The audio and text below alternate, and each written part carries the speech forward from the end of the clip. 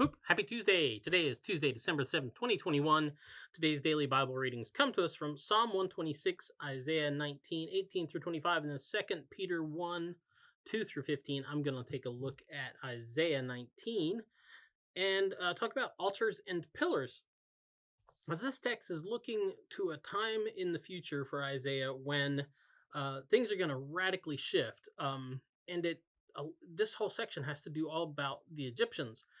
Because the Egyptians, they're known for their tombs, right? They're known everything from the Great Pyramids and the not so great pyramids, because there's a lot of pyramids in Egypt, not just those three we always see.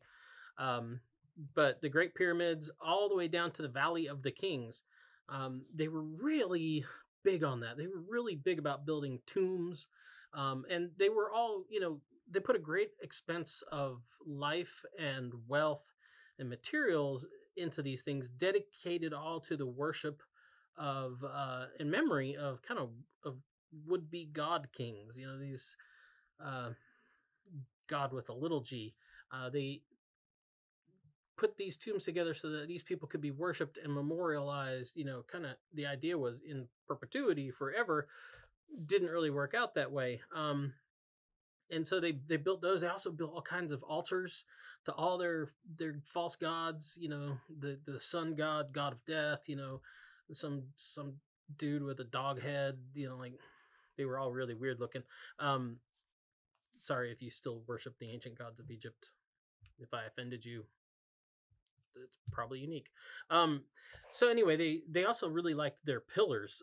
They would put what we call obelisks up all over, their cities and on their borders, and they were a way that they would talk about, like how awesome they were and how awesome their gods were, and how cool everything about them was.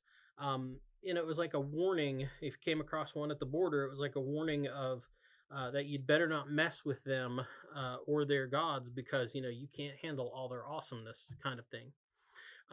But Isaiah is telling us that there's time coming when they'll give all that up for one altar dedicated to the one true God. And then at the border, he says they're going to put one pillar proclaiming the presence of God in their land. It's going to be a huge reversal of fortune. Matter of fact, they're only going to have like 5 cities, and like the one city in which this one altar dedicated to the God, the true God, the God of Israel, is going to be put in a city called Sun City, which, is amazing, because like that's like their chief god is, the sun. And so now the sun, the city named for their chief god, is going to be the footstool, like a footstool of the God of Israel. So, this country of God kings who worship the sun and death are now going to worship the one true God.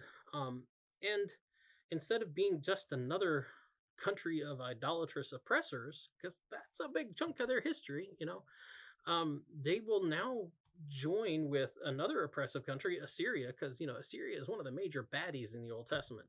But they're going to join with them, and they too are going to worship God, and they too are going to be a holy nation that belongs to God, along with Israel. And all three are going to join together, it says, and they're just going to be a blessing to the whole world. That's a radical shift, when God takes his seat, because when he shows up, who doesn't want to go to Sun City? Anyway, that's the DBR for today. Happy Advent, and we will be back tomorrow. Boop.